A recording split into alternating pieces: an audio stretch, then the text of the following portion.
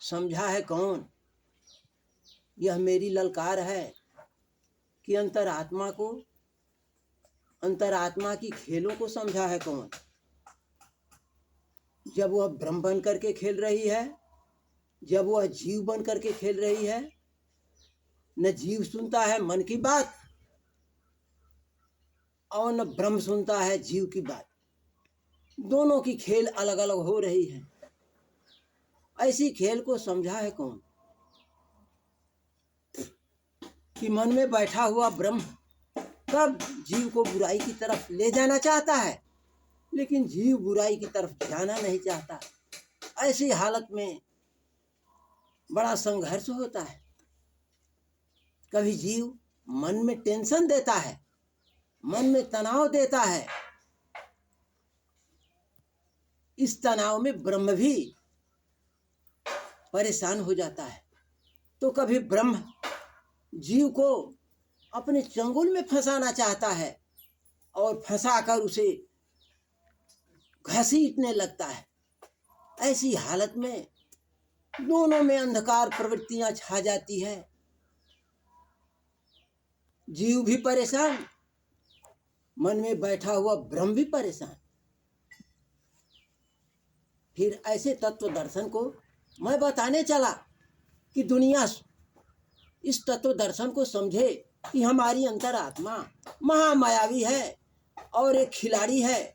वो अपने खेल को कैसे जीवन में खेल रही है। कभी अंधकार में जाती है तो कभी प्रकाश में जाती है। प्रकाश में जाकर सद्विचार को धारण करती है, बुराइयों से अलग हो जाती है, सद्भावनाओं में गमन करती है। फिर ऐसे दर्शन को समझा है कौन? न कहीं लिखा है, न कोई पढ़ा है, न कोई गुरु है, न कोई ज्ञानी है, न वेद में है, न ग्रंथ में है। फिर ऐसे तत्व दर्शन को बताने वाला मैं ही हूँ।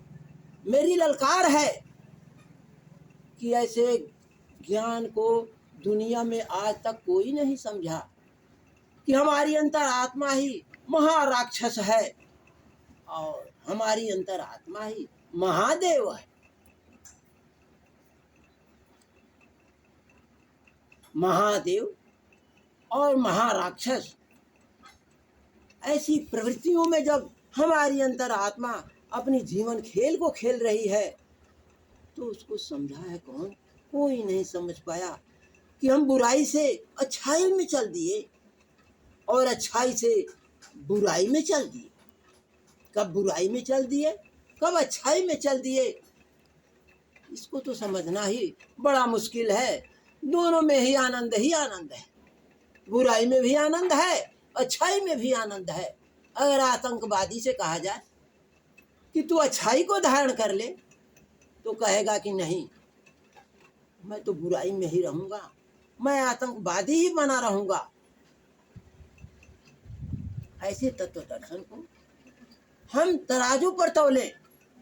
चोर अपने चोरी से कभी नहीं हटेगा, डाकू अपनी दुष्टता से कभी नहीं हटेगा और दुष्ट अपनी दुष्टता को कभी नहीं छोड़ेगा। सज्जन हमेशा सज्जनता से ही पेश आएगा, सज्जनता को ही धारण करेगा।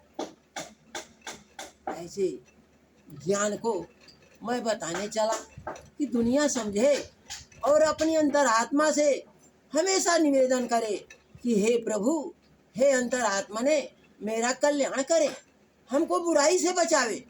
सज्जन तो यही कहेगा कि हमको बुराई से बचावे, मगर मैं दुष्टों से भी कहता हूँ कि तू सज्जन बनो, दुष्ट काहे बने हो।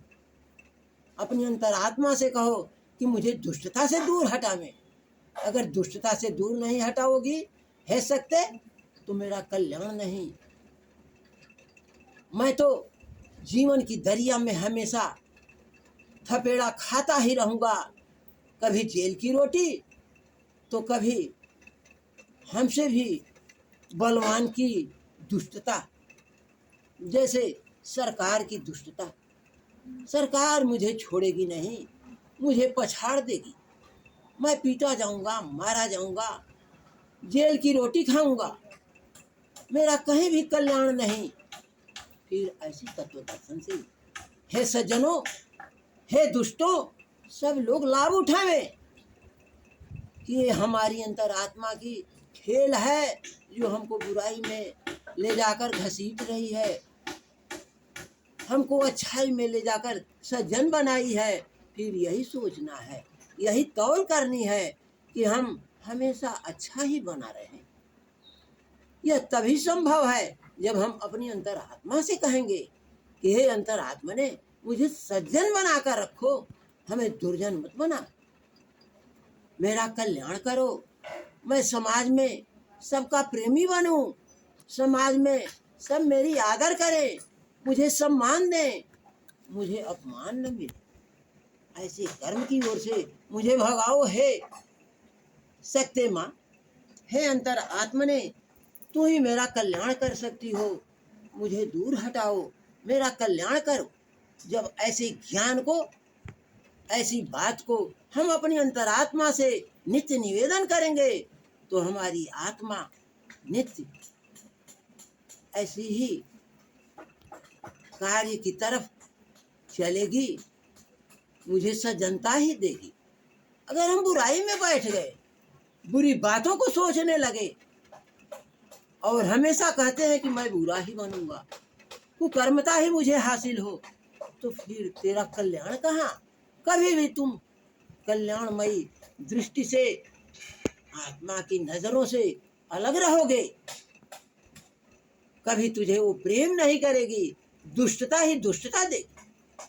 फिर ऐसे ज्ञान से लाभ उठाओ, यही मेरा निवेदन है कि सब लोग ऐसे ज्ञान से लाभ उठावें और नित्य निवेदन करते रहें कि हे कल्याणमयी शक्ति मेरा कल्याण करती रहे, दुष्टता से हटाती रहे, सज्जनता की तरफ लेकर चलती रहे, मुझे अपमान न दें, मुझे सम्मान देती रहे, समाज में मेरा सम्मान हो, मेरा अपमान नहीं।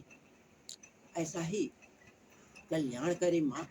हे शक्ति माँ, तू मायावी हो, मेरा कल्याण करो। उसकी माया अपरंपार है, कहीं सज्जन बन के बैठी है तो कहीं दुर्जन बन के बैठी है, कहीं देव बन के बैठी है तो कहीं दैत्य बन के बैठी है। ऐसी शक्ति माँ से हमेशा प्रार्थना करो कि मुझे दैत्य भाव से हटावे, हमें सज्जनता दें, हमें देवत्व दें, हमें मानव बनावे तो देव के समान बनावे। ऐसी सहानुभूति हे सत्य माँ तू मुझे प्रदान करो, सहानुभूति दो। मेरा यही निवेदन है, मेरी यही प्रार्थना है, मेरा कल्याण करती रहे माँ। फिर अगले वीडियो में अवश्य मैं कुछ कहूँगा।